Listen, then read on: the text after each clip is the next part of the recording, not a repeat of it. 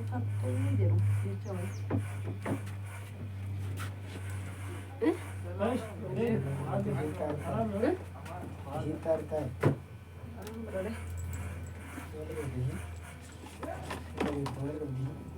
Jettee raawwattee.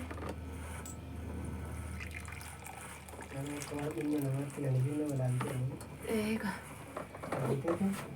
Buna kana heerumsa xiqqoo ishee ta'u mana isheen afuuffaa baattu.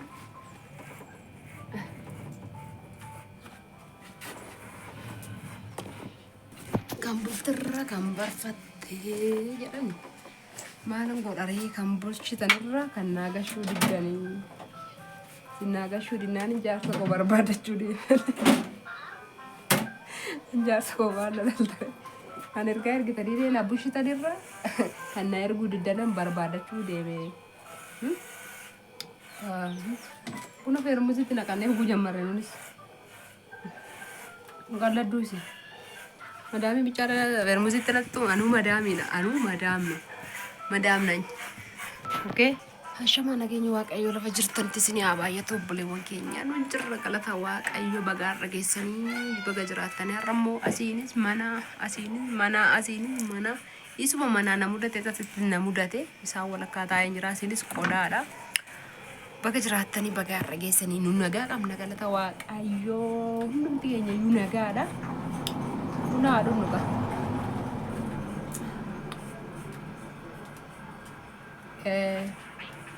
Kuna feerumusitti dafifannee fudhannee minaa wayiillee saanaa keewwannee nama wayii nu alaa bade kaleessa namni wayii waa fuudhuu gara boolee kana deemee nu jalaa badee yennaan mooyeraa wajjin hirribni nu qabuu dide as garagalla achi garagalla mooyeraan illee maan rakkate asin garagalla fooxaan natti na jilbina qorraa achin jedha asin jedha bakka yorkatti cinqamu bulee lafti naa baruu dide har'a kunoo waldaallee na hambisee. Jaarsa koo barbaadachuu sobdanii kaargoo ergitanii kaargoo keessa buuftanii na jalaa fudhattanii galtu jedheetanii barbaadachuu. Kaargoo kunoo na duuba jira yoo na fuufee dhugaa waaqayyo. Kaargoo jettanii kaargoo kee buuftanii yoo na jalaa fudhattanii galtanii gurraachuma koo kanaadhaaf warqii kooti. Nakas sarsituu qodaa cabaa ta'eera ani si'achi maaltu na barbaadaa jedheetan gurraacha koo barbaadachuu ka'e.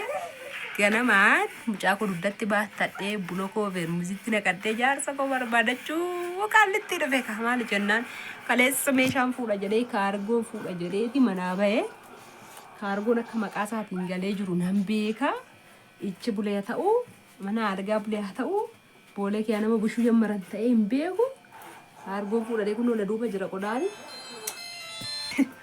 Kanaaf iyyuu dhugaa qaldiidha yaadan qoosaa sanitti dubbadhe akkasatti wayyesuus iyyee koo kanaaf soorsaan kaargoo fuudhuu deeme kaargoo dafanitti kennuu didanii baay'achitti cinqamaa olee ture achi bulee achaa bulu mana algaa bulu ganaa wal gaafanna manatti gallee amma lafa hojii jira kunoo jira waan ta'eef amma ani immoo lafa hojii isaattan barbaada dhufee kaargoon immoo meerree jechuu dandeessu kunoo ana duuba jira dafee naasaa muuziqaa wayyoo banameefani soorii.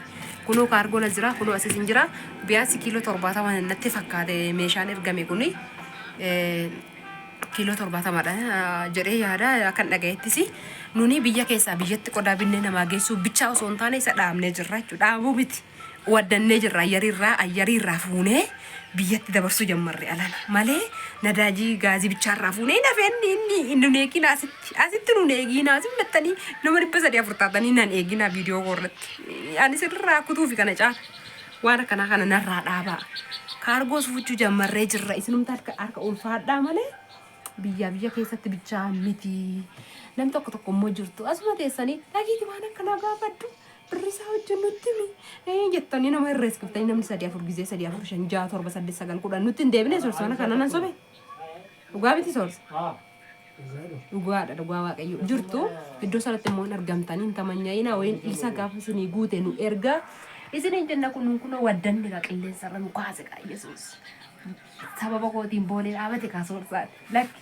majammara sababa wangeelaatiin boolee dhaabate mitiire yeroo isin jedhu wangeela deemee bararee lallabechuu koo miti naannaa sana dhimma deemee qaba sababa wangeelaatiin hulettanya sababa kootiin boolee dhaabate soostanya sababa kaargootiin boolee dhaabate kun na duuba jira ilaaluu dandeessu kun kaartoonii kanaafi Kun asirra kun kaartoonii kanaafi kunis kaartoonuma waan ta'e hin beeku kunis ashagameeti jira.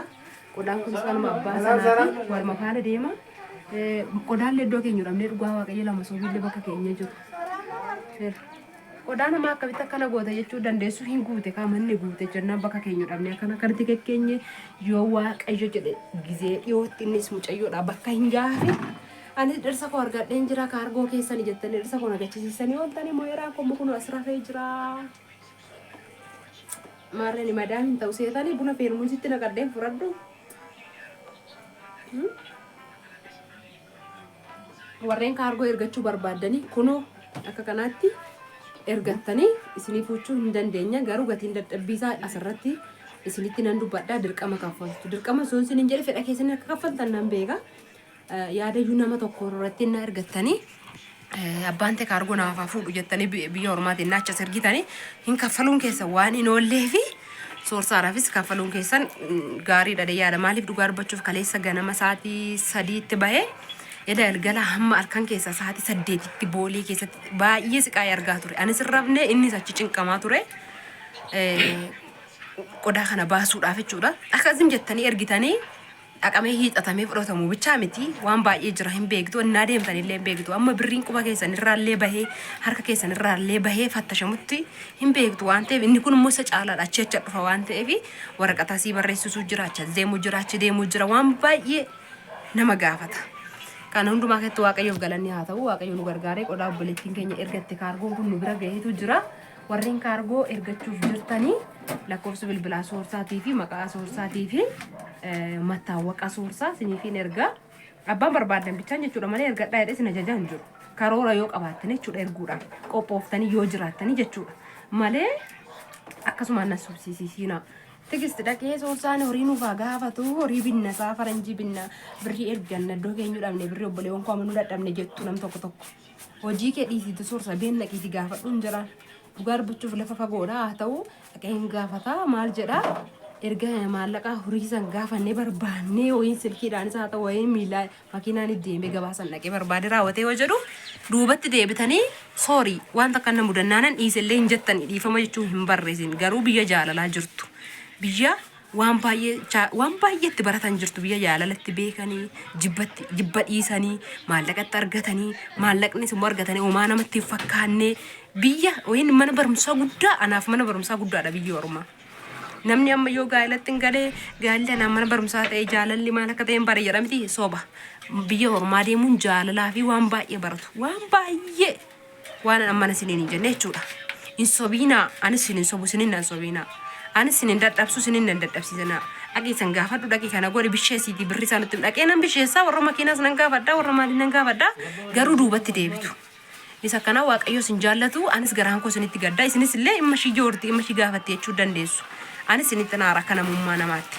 Kanallee hin godhinaan sinin jedha warra kaargoo ergachuu barbaadan lakkoofsa bilbilaa soorsaa asirratti sinii maxxansaa qaxxataa dawwaluuf isin qaxxataadhaan ergama waan ta'eef inni ani maaliif boolee keessa dhaqee mucaa baadhee amma kan hundumaa amma sa'aatii 3 bahe sa'aatii 8tti soba boolee keenya dhaabadhu sa'aatii 8tiin booda immoo ganaa asii makiinaan kontiraata qabamee boolee dhufee booleedha akkana fida. Kanaaf warra ergachuu barbaadan kunootti waaqayyo jedhe obboleettii keenya gara boolee arsii asallaa ta'u arsii nagallee ta'u ganaa daddabaafadha iddootti ergamu itti erguuf hin dandeenya amma kanatti waan wajjin turtanii baay'ee guddaa galatoomaa isin jaallannaa jira.